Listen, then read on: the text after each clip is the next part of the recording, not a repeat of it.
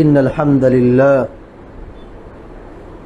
نحمده ونستعينه ونستغفره ونعوذ بالله من شرور أنفسنا ومن سيئات أعمالنا من يهده الله فلا مضل له ومن يضلل فلا هادي له وأشهد أن لا إله إلا الله وحده لا شريك له وأشهد أن محمدًا عبده ورسوله أما بعد فإن خير الحديث كتاب الله وخير الهدي هدي محمد صلى الله عليه وسلم وشر الأمور محدثاتها وكل محدثة بدعة وكل بدعة ضلالة وكل ضلالة في النار. أعوذ بالله من الشيطان الرجيم.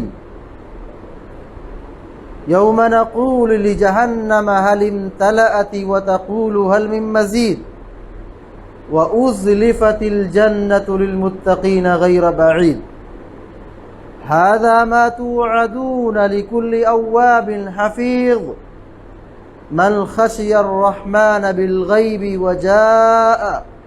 وجاء بقلب منيب ادخلوها بسلام ذلك يوم الخلود لهم ما يشاءون فيها ولدينا مزيد.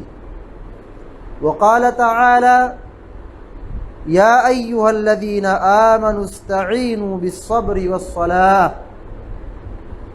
وقال تعالى واستعينوا بالصبر والصلاة. وقال النبي صلى الله عليه وسلم من صلى الصبح فهو في ذمة الله. وقال من صلى البردين دخل الجنة. متفق علیہ.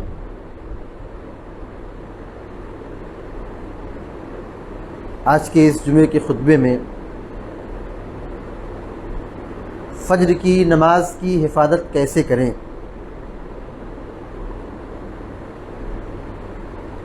10 اسباب میں نے یہاں پہ نوٹ کیا ہے. اگر ہم ان اسباب کو جانیں، سیکھیں اور اپنی عملی زندگی میں نافذ کریں تو فجر کی جماعت اور فجر کی حفاظت ممکن ہے. یہ اللہ تبارک و تعالیٰ کی ایک خاص توفیق ہے کہ بندہ نمازوں کا پابند بن جائے، جماعت کا پابند بن جائے، فجر کی نماز میں جماعت کی پابندی کرے، با جماعت فجر کی نماز پڑھے. یہ اللہ رب العالمین کی جانب سے ایک بہت بڑی توفیق ہے. جسے مل گئی وہ اس پر اللہ کا شکر بجا لائے اور مسلسل اسی پر جمع رہ جائے، ڈٹا رہے. اور جس کو یہ توفیق نہیں ملی ہے وہ جس قدر آنسو بہائے، روئے، گڑ گڑائے کم ہے. کیونکہ فجر کی نماز یہ بہت بڑی نماز ہے. عام نمازوں سے اس کا درجہ اور اس کا مقام بہت بڑا ہے. اس کی فضیلت، اس کا فائدہ اور عملی زندگی میں اس کے اثرات کافی زیادہ نمایاں ہوتے ہیں. فجر کی نماز یہ مومن اور منافق میں فرق کرنے والی نماز ہے. کہ جو آدمی فجر کی نماز پڑھتا ہے وہ ایمان پر ہے، اور جس کی زندگی میں فجر کی نماز نہیں، اس کا یہ کہنا کہ میں مومن ہوں، یہ سب سے بڑا جھوٹ اور فراڈ ہے. یہ آدمی کا نفاق اور اس کے دل پر گناہ کے اثرات اس قدر مرتب ہو چکے ہیں کہ وہ فجر میں نہیں آتا ہے، فجر میں بیدار نہیں ہوتا ہے، منافق ہو گیا ہے.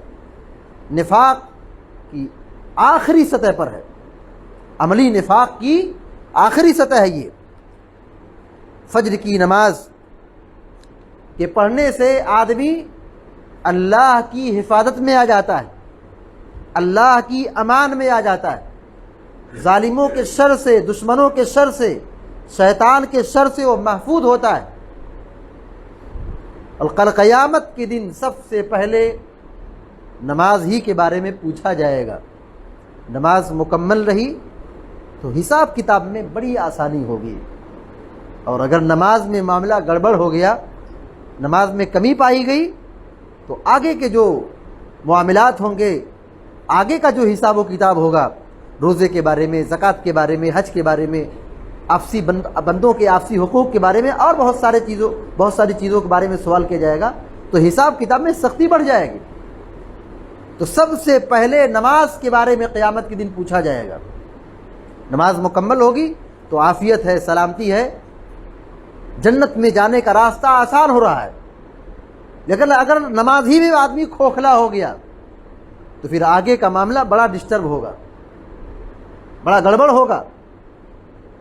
اسی لیے اللہ تبارک و تعالیٰ نے ہمیں اور آپ کو یہ تعلیم دی ہے، یا ایھا الذین آمنوا استعینوا بالصبر والصلاۃ، اے مسلمانوں صبر اور نماز کے ذریعے سے مدد طلب کرو۔ مدد طلب کرو دنیا کے معاملے میں، مدد طلب کرو آخرت کے معاملے میں۔ کامیابی چاہتے ہو، نجات چاہتے ہو، عافیت چاہتے ہو، چاہے وہ دنیا کی زندگی ہو، برزخی زندگی ہو، اخروی زندگی ہو، ہر زندگی کے لیے اللہ تبارک و تعالیٰ سے مدد طلب کرو۔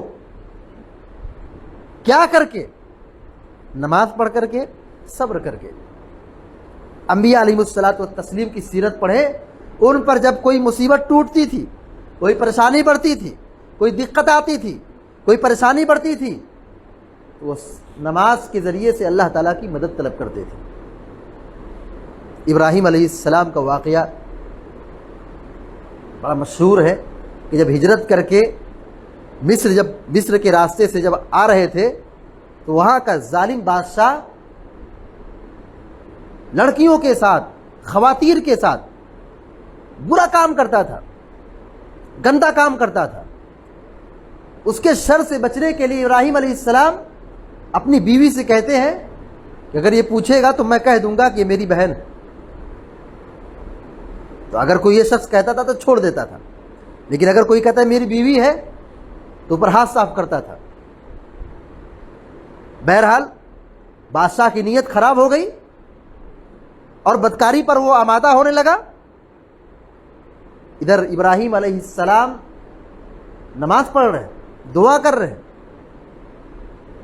تو مصیبت اور پریشانی کے موقع پر صبر اور نماز یہی ہمارا ہتھیار ہے۔ اور آج دیکھیے ملک کے حالات کتنے نازک موڑ پر ہیں، کتنی مسجدیں ہماری ہاتھ سے جا چکی۔ ہمیں مسجدوں کی فکر بہت زیادہ ہے، یقیناً ہونا چاہیے، لیکن آیا کیا اس مسجد کو آباد کرنے کی بھی فکر ہمارے دلوں میں ہے؟ فجر میں آ کر کے اس کو آباد کرنے کا بھی جذبہ ہمارے دلوں میں ہے؟ جان و آبی کا معاملہ چل رہا ہے کورٹ میں، کتنی مسجدوں کو جلا دیا گیا، گرا دیا گیا، اور کتنی مسجدوں کو لوگوں نے قبضہ کر لیا۔ کہیں اذان پر پابندی ہے، کہیں لاؤڈ اسپیکر پر پابندی ہے، اور مسلمانوں کو طرح طرح معاملات میں ان کو ٹارچر کیا جا رہا ہے۔ حل کیا ہے؟ ہم اس ظلم سے بچنے کے لیے مادی اسباب اختیار کریں، ظاہری اسباب اختیار کریں، قانونی لڑائی لڑیں، اور اپنے حق کی حصول یابی کے لیے جو ہمیں قانون اجازت دیتا ہے ہم سب کریں۔ یہ ظاہری اسباب ہے، لیکن اس سے بڑھ کر ہماری اور آپ کی ایک بڑی ذمہ داری ہے کہ ہم فجر کی نماز کی پابندی کریں، نماز کی پابندی کریں، جماعت کی پابندی کریں۔ اب دنیاوی اینگل سے اگر آپ اس کو دیکھیں کہ ایک آدمی کسی جگہ نوکری کرتا ہے، کسی جگہ کام کرتا ہے، کسی کے ماتحتی میں رہتا ہے، اگر وہ کبھی لیٹ ہو جائے تو آدمی ایک مرتبہ معاف کر دیتا ہے، 2 مرتبہ چھوڑ دیتا ہے، 3 مرتبہ چھوڑ دیتا ہے۔ لیکن اگر آدمی معمول بنا لے کہ وہ آدھا گھنٹہ لیٹ آئے گا، 15 منٹ لیٹ آئے گا، معمول بنا لے، تو کوئی اس کو رکھے گا؟ پھٹکارا جائے گا، برا بھلا کہا جائے گا، نوکری سے نکال بھی دیا جائے گا، بھگا دیا جائے گا۔ اللہ تبارک و تعالیٰ کی بندگی کے لیے ہمیں پیدا کیا گیا ہے، اور ہم مسلسل گناہ کر رہے ہیں، ایک دن کا معاملہ نہیں ہے۔ 2 دن کا معاملہ نہیں ہے، مسلسل ہمارا یہ معاملہ ہے کہ ہم فجر کی نماز میں غائب ہیں۔ عام نمازوں میں مسجد بھری رہتی ہے، جمعہ اور عیدین کی نماز مسجد فل ہو جاتی ہے، فجر کے اندر کہاں رہتے ہیں نمازی؟ ہماری یہ غفلت، ہماری یہ سستی، ہماری یہ کاہلی، یہ خطرہ ہے کہیں ہم نفاق کی آخری سطح پر نہ پہنچ جائیں۔ اللہ تعالی ہم سب کی حفاظت فرمائے۔ سب سے پہلی وجہ فجر کی نماز کو پانے کے لیے، باجماعت نماز پڑھنے کے لیے پہلی وجہ کیا ہے؟ ہم کیا اسباب اختیار کریں کہ ہم فجر کی نماز کی حفاظت کرنے والے بن جائیں؟ پہلا سبب ہے ہم اپنے اندر اخلاص پیدا کریں، اپنی نیت کو درست کریں۔ ہم مسلمان ہیں، ہم مومن ہیں، ہم اپنی نیتوں کو درست کریں، اپنے دل میں پختہ ارادہ بنائیں، عزم مصمم کریں کہ ہمیں اٹھنا ہے تو اٹھنا ہے، جانا ہے تو جانا۔ اگر ہم کمر کس لیے، مضبوط ارادہ بنا لیے، ہمت جٹا لیے تو راستہ کھل گیا، معاملہ آسان ہو گیا۔ لیکن جب بستر پر گئے پہلے ہی سے نیت ہے کہ نہیں، اٹھنا نہیں ہے، جانا نہیں ہے، چاہے جو ہو جائے، دنیا پلٹ جائے کوئی فکر نہیں، ہم نہیں جائیں گے، پہلے ہی سے ارادہ ہے۔ جب ہم خود شیطان بن گئے تو شیطان ہم کو کیوں نہیں بہکائے گا؟ ہم پہلے ہی سے عزم مصمم کر لیں، مضبوط ارادہ رکھ لیں۔ جیسے ایک مسافر ہے، اسے اگر کہیں جانا ہے اور یقیناً جانا ہے اور ٹکٹ بھی کنفرم ہے، تیاری بھی مکمل ہے، تو بتاؤ کیا اس کو نیند آتی ہے؟ 3 بجے کی اس کی فلائٹ ہے، 5 بجے کی اس کی فلائٹ ہے، کیا اس کو نیند آتی ہے؟ بتائیے۔ یہاں معاملہ فلائٹ کا نہیں ہے، ٹکٹ کا نہیں ہے، ارے یہاں معاملہ جنت اور جہنم کا ہے، ایمان اور نفاق کا ہے۔ تو سب سے پہلی ذمہ داری یہ ہے کہ ہم یہ سمجھیں کہ نماز ہم پر فرض ہے اور اس کی ادائیگی ہم پر کرنا بہت ضروری ہے۔ ہم نیت کر لیں، عزم مصمم کر لیں، پختہ ارادہ کر لیں، کمر کس لیں کہ ہمیں اٹھنا ہے، اٹھنا ہے۔ اللہ تبارک و تعالیٰ توفیق دے دے گا، معاملات آسان کر دے گا، نیند کھل جائے گی۔ دوسری وجہ ہے، دوسرا سبب ہے کہ رات میں شب بیداری سے بچنا۔ دیکھیے نیند کا معاملہ ایسا ہے کہ آدمی جیسے اس کو استعمال کرے گا اس کا کوٹا پور ہو جائے گا۔ نیند ایک ایسی چیز ہے جو ہمارے جسم سے وہ مکمل چوس لیتی ہے، حاصل کر لیتی ہے۔ اگر ہم لیٹ سوئیں گے تو لیٹ اٹھیں گے، جلد سوئیں گے تو جلد اٹھیں گے، رات میں نہیں سوئیں گے تو دن میں سوئیں گے۔ نیند اپنا حصہ کور کر لیتی ہے، اپنا حق ہم سے وصول لیتی ہے۔ پیارے نبی صلی اللہ علیہ وسلم کے بارے میں کہتے ہیں صحابی رسول، کان النبی صلی اللہ علیہ وسلم یکرہ النوم قبل العشاء والحدیث بعدها، کہ اللہ کے نبی صلی اللہ علیہ وسلم عشاء سے پہلے سونے کو ناپسند کرتے تھے اور عشاء کے بعد گفتگو کرنے کو ناپسند کرتے تھے۔ تو زیادہ دیر سے سونا یہ بھی خطرہ ہے، یہ بھی فجر کے ضائع ہونے کا سبب بنتا ہے۔ تو ہم کوشش یہ کریں کہ ہم اپنی تمام ضروریات سے فارغ ہو جائیں اور جلد سو جائیں۔ جلد سوئیں گے تو جلد اٹھیں گے اور لیٹ سوئیں گے تو لیٹ اٹھیں گے۔ تو اس کے لیے ہم پابندی کریں کہ ہم جلد سونے کی کوشش کریں۔ تیسری وجہ ہے، تیسرا سبب ہے کہ ہم اسباب اختیار کریں، جیسے الارم لگا لیں۔ آج ہر ایک آدمی کے پاس موبائل ہے یا گھڑی ہے، الارم لگا لیں، اس سے نیند کھل جائے گی۔ چوتھی وجہ ہے، چوتھا سبب ہے، کسی سے کہہ دیں کہ بھائی آپ کی نیند کھل گئی تو مجھے بھی جگہ دینا۔ اپنے گھر والوں سے کہہ دیں، اپنے بڑے سے کہہ دیں، اپنی بیوی سے کہہ دیں، یا اپنے کسی ساتھی سے کہہ دیں کہ آپ کی نیند کھل گئی تو آپ مجھے بھی جگہ دیجیے۔ ایک روم میں سب دوست رہتے ہیں تو ایک آدمی جاگ جائے اور سب کو جگہ دے۔ اور ہمارا دین یہ کہتا ہے وَتَعَاوَنُوا عَلَى الْبِرِّ وَالتَّقْوَىٰ، نیکی اور اچھائی اور تقویٰ کے معاملے میں ایک دوسرے کا سپورٹ کرو۔ تو ہم نہیں بیدار ہو سکتے تو کسی سے کہیں بیدار کر دو، جگہ دینا مجھ کو۔ اور اگر نیند گہری ہے، اگر انسان کی نیند گہری ہے، جگانے سے بھی نہیں حرکت کرتا ہے، نہیں اٹھتا ہے، تو اس کے چہرے پر پانی چھڑک دیں۔ حدیث میں جگانے کا ایک ادب بتایا گیا ہے، حدیث میں ایک جگانے کا ادب بتایا گیا۔ اللہ کے نبی علیہ الصلوۃ والسلام کہتے ہیں کہ اللہ تعالیٰ اس عورت پر رحم کرے اس عورت پر رحم کرے جو رات میں بیدار ہو اور اپنے شوہر کو جگائے، نہیں جاگتا ہے تو پانی کا چھینٹا مارے۔ اللہ تعالیٰ اس آدمی پر رحم کرے جو رات میں بیدار ہوتا ہے، اپنی بیوی کو جگاتا ہے، بیوی نہیں جاگتی ہے تو پانی کا چھینٹا مارتا ہے۔ اللہ تعالیٰ اس پر رحم کرے۔ تو بیدار کرنے اور جگانے کا ایک ادب یہ بھی ہے کہ اگر نیند نہیں کھلتی ہے تو پانی کا چھینٹا مار دیں، کچھ پانی گرا دیں۔ یہ نہیں کہا جائے کہ پانی کی بالٹی گرا دو کہ وہ آدمی بھیگ جائے، یہ مطلب نہیں ہے۔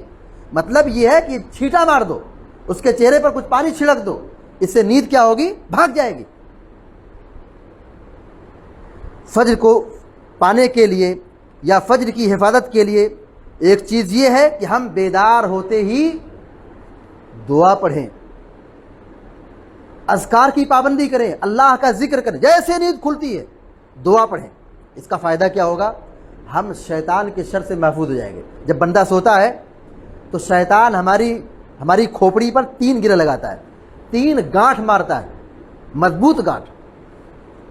جیسے بندہ سو کر کے اٹھتا ہے اور اللہ کا ذکر کرتا ہے، اس کی ایک گرہ شیطان نے جو لگائی تھی کھل گئی، وضو کیا دوسری گرہ کھل گئی، فجر کی نماز پڑھنے کے لیے نکلا اور فجر کی نماز پڑھ لیا، تینوں گرہیں کیا ہو گئی؟ کھل گئی۔ اب کیا معاملہ آسان ہو گیا کہ بندہ شیطان کے شر سے محفوظ ہے۔ اگر وہ ذکر نہیں کرتا ہے، وضو نہیں بناتا ہے، نماز کی پابندی نہیں کرتا ہے، اٹھتا ہے 10 بجے، اٹھتا ہے 9 بجے سورج نکلنے کے بعد، تو شیطان کی تینوں گرہیں ابھی اس کی کھوپڑی پر لگی ہوئی ہے، ختم نہیں ہوئی ہے۔ اب اس سے ہم کیا توقع کریں کہ وہ دین کا کام کرے گا؟ اسے کیا امید ہے کہ وہ نیک کام کرے گا، اچھا کام کرے گا؟ تو شیطان کے شر سے بچنے کے لیے ایک طریقہ یہ ہے کہ ہم اٹھتے ہی، بیدار ہوتے ہی اللہ کا ذکر کریں، بیدار ہونے کی دعا پڑھیں، شیطان کے شر سے ہم اور آپ بچ جائیں گے۔ اسی طریقے سے نیک صحبت اختیار کرنا، اچھے لوگوں کے ساتھ رہنا۔ جب ہم لوگ اچھے لوگوں کے ساتھ رہیں گے تو ہمارا ساتھی پوچھے گا تم آج فجر میں کیوں نہیں آئے تھے، 2 دن سے کیوں نہیں آئے تھے، کیا ہو گیا، کہاں کیا کر رہے ہو؟ نیک لوگوں کی صحبت اختیار کرو، یہ بھی آدمی کو نیک بناتی ہے، نیکی کی طرف لے جاتی ہے۔ برے لوگوں کو دوست بناؤ گے، بے نمازی کے ساتھ رہو گے تو بے نمازی ہی بنو گے۔ تو ہم اچھے لوگوں کے ساتھ رہیں، اس سے بھی ہماری نماز کی حفاظت ہوگی۔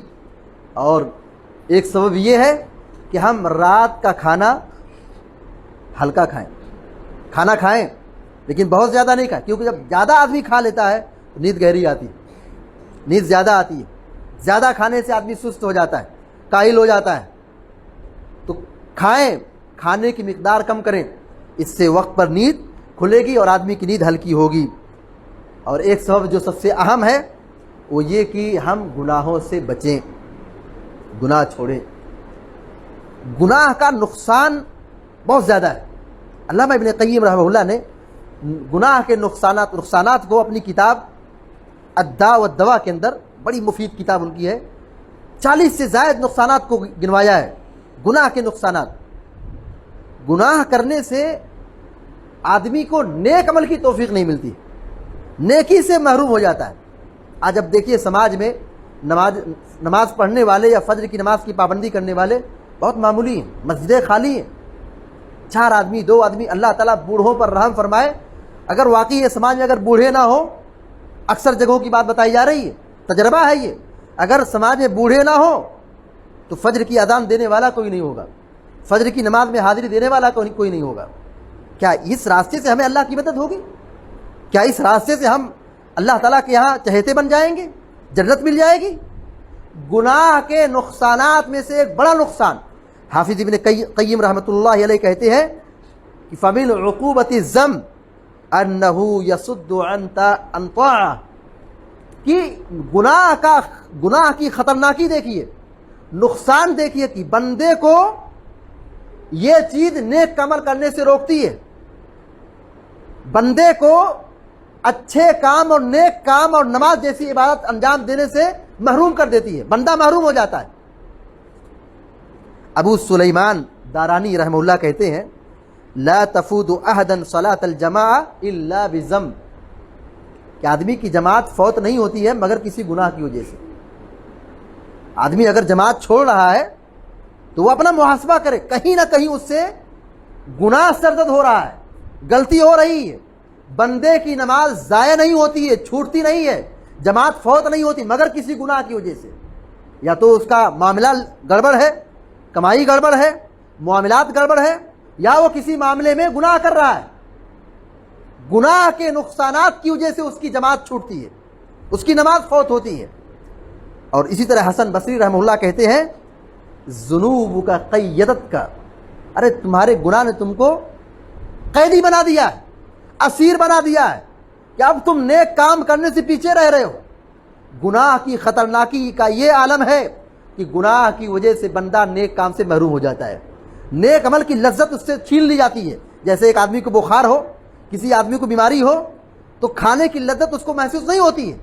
کوئی آدمی بیمار ہو تو اسے سونگھنے کی لذت محروم ہو جاتی ہے. جیسے سردی ہو گئی ہے, وہ اچھی چیزوں کو سونگھ نہیں پاتا ہے, سونگھنے کی لذت اس سے مٹ جاتی ہے. ایسے ہی گناہ کا معاملہ اتنا خطرناک ہے, بندے کو عبادت کی لذت چھن جاتی ہے, بندہ نیک کام کرنے کا موقع نہیں پاتا ہے, نیکی کی توفیق نہیں ملتی ہے. سفیان ثوری رحمہ اللہ کہتے ہیں کہ میں 5 مہینے کسی گناہ کی وجہ سے قیام اللیل نہیں کر پایا.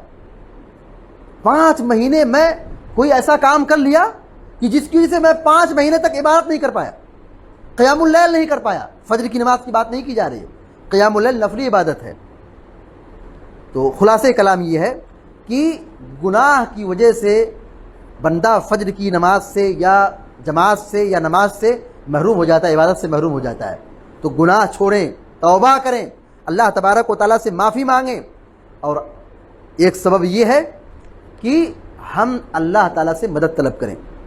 بھائی نماز ایک بہت بڑی چیز ہے, نماز کے بغیر جنت نہیں مل سکتی ہے, نماز کے بغیر ہمارا ایمان نہیں کہلا سکتا ہے. تو ہم اس کی حفاظت کے لیے فکر مند ہوں, نماز کی حفاظت کے لیے اللہ تعالیٰ سے مانگیں, توفیق مانگیں, دعا کریں. ابراہیم علیہ السلام کی دعاؤں کو دیکھیں, رب اجعلنی مقیم الصلاۃ ومن ذریتی ربنا وتقبل دعاء. ابراہیم علیہ السلام دعا کر رہے ہیں کہ اے میرے رب تو مجھ کو اور میری اولاد کو نماز کی توفیق دے, مجھ کو بھی نمازی بنا اور میری اولاد کو بھی نمازی بنا. اے ہمارے رب تو ہماری دعاؤں کو قبول کرنے والا ہے, تو ہماری دعاؤں کو قبول کر لے. ربنا وتقبل دعاء, اے ہمارے رب ربوبیت کا حوالہ دے رہے کہ تو ہمارا رب ہے, ہم تجھ سے مانگ رہے ہیں تو مجھ کو نمازی بنا دے اور میری اولاد اور میری ذریت کو نمازی بنا دے. اور ہمارے رب تو ہی دعا کو قبول کر لے, تو ہماری دعا کو قبول کر لے. معلوم یہ ہوا کہ نماز کی حفاظت کے لیے, نماز کی پابندی کے لیے جہاں اسباب اختیار کرنا ہے وہیں اللہ تعالیٰ سے دعا بھی کرنا ہے کہ اللہ تعالیٰ ہم کو نمازی بنا دے, سجدے کی توفیق ہم کو دے دے. کیونکہ اللہ تبارک و تعالیٰ کا سجدہ کرنا, اللہ کی بندگی کرنا, اگر یہ ہماری زندگی میں نہیں ہے, جس قدر آنسو بہایا جائے, جس قدر افسوس کیا جائے, جس قدر رویا جائے, یہ بہت کم ہے. کہ اللہ تعالیٰ نے توفیق نہیں دی, توفیق چھین لی ہے, عبادت کی توفیق نہیں دی ہے. کتنی بڑی محرومی ہے کہ ہم اللہ کے بندے تھے, ہم کو اللہ نے بنایا تھا, ہم کو اللہ روزی دے رہا ہے, لیکن ہم اللہ تبارک و تعالیٰ کی تعریف نہیں کر پا رہے ہیں, اللہ کے لیے سجدہ نہیں کر پا رہے ہیں. اللہ نے حکم دیا سجدہ کرو اور ہم سجدے سے پیچھے ہٹ رہے ہیں, سجدہ نہیں کر رہے ہیں. اور یہاں دنیا میں جو اللہ کا سجدہ نہیں کر رہا ہے, قیامت کے دن حشر کے میدان میں کہا جائے گا سجدہ کرو. حساب و کتاب کی شروعات کیسے ہوگی؟ اللہ تبارک و تعالیٰ آئے گا حشر کے میدان میں, وہاں نزول فرمائے گا, وہاں آئے گا اور حکم ہوگا سجدہ کرو. جو نمازی ہوں گے, سجدہ کرنے والے ہوں گے, وہ جھک جائیں گے, اور جو بے نمازی ہوں گے, سجدہ نہیں کرتے دنیا کے اندر, ان کی کمر پر بیڑی پہنا دی جائے گی, وہ جھک نہیں سکے. جھکنا چاہیں گے, کوشش کریں گے, محنت کریں گے, لیکن ان کی کمر پر توق پہنا دیا گیا ہوگا. جھکنا چاہیں گے لیکن وہ جھک ہی نہیں سکتے. سوچئے ابلیس کو حکم دیا گیا سجدہ کرو, ایک سجدہ نہیں کیا تھا, انجام کیا ہوا؟ اللہ کی رحمت سے دھتکار دیا گیا. اور ہم انسان اللہ تبارک و تعالیٰ کی نافرمانی اور اللہ تبارک و تعالیٰ کی حکم کی مخالفت زندگی بھر کریں, ایک دن نہیں, 2 دن نہیں, ہفتہ دن, 10 دن نہیں. آدمی سوچے, حساب لگائے, محاسبہ کرے کہ جب سے وہ پیدا ہوا ہے کتنے روز فجر کی نماز پڑھا ہے, کتنا وہ نماز کا پابند ہے. اسی طریقے سے ایک سبب یہ ہے فجر کی نماز پانے کے لیے کہ ہم سنت کے مطابق سوئیں، دعا پڑھ کر کے سوئیں، اذکار کی پابندی کر کے سوئیں، اور اسی طریقے سے وضو بنا کر کے سوئیں۔ یہ بھی ثابت ہے اللہ کے نبی علیہ السلام کی احادیث سے کہ بندہ سونے سے پہلے وضو بنائے اور پھر سوئے۔ تو یہ اسباب ہیں جن کی وجہ سے بندہ فجر کی نماز کی حفاظت کر سکتا ہے اور اس جماعت کے ساتھ نماز پڑھ سکتا ہے۔ لیکن اگر اس کو شوق نہیں ہے، جذبہ نہیں ہے، شعور نہیں ہے، کوشش نہیں ہے اور عزم مصمم نہیں ہے تو وہ لاکھ تدابیر اختیار کر لے، 10 گلاس پانی پی کے سوئے، لیکن نیند کھلے گی، ضرورت سے فارغ ہو پھر آ کے سو جائے گا۔ سب سے اہم چیز یہ کہ ہم اپنے دل میں مضبوط ارادہ بنائیں، مضبوط ارادہ بنائیں، پختہ نیت کریں، اور جب ہم نیت کر لیں گے، کوشش کریں گے تو اللہ تبارک و تعالی معاملات کو آسان بنائے گا۔ ہماری اور آپ کی یہ ذمہ داری بنتی ہے کہ ہم جس نازک دور سے گزر رہے ہیں ایسے وقت میں خاص طور سے ہم اللہ کی طرف رجوع ہوں، اللہ کی طرف لوٹیں، اللہ سے توبہ کریں، اللہ سے معافی مانگیں اور اللہ رب العالمین سے مدد طلب کریں۔ اور مدد طلب کرنے کا سب سے آسان نسخہ یہی ہے جو اللہ نے قرآن میں بیان فرمایا ہے، یا ایھا الذین آمنوا استعینوا بالصبر والصلاۃ، اے مسلمانوں نماز کے ذریعے سے اور صبر کے ذریعے سے مدد طلب کرو۔ مدد آئے گی صبر کریں گے، مدد آئے گی نماز کی پابندی جب ہم کریں گے۔ اللہ تعالیٰ سے دعا ہے کہ اللہ تعالیٰ ہم سب کو، آپ سب کو نیک عمل کی توفیق عطا فرمائے، دنیا میں جب تک زندہ رکھے، ایمان اور توحید پر ہم سب کو قائم رکھے، اور دنیا میں جہاں ظلم ہو رہا ہے اللہ تعالیٰ مظلوموں کی مدد فرمائے اور ظالموں کو ہلاک و برباد کرے، اور ہم میں سے جو پریشان اللہ تعالیٰ ان کی پریشانی کو دور فرمائے، جو مقروض ہیں اللہ تعالیٰ ان کی قرض کی ادائیگی کا معاملہ آسان فرمائے، جو پریشان اللہ تعالیٰ ان کی پریشانی کو دور فرمائے، جو مریض ہیں اللہ تعالیٰ ان کو شفائے کاملہ عطا فرمائے، آمین یا رب العالمین۔ اقول قولی ھذا واستغفر اللہ لی ولکم ولسائر المسلمین فاستغفروہ انہ الغفور الرحیم، وصلی اللہ علی نبینا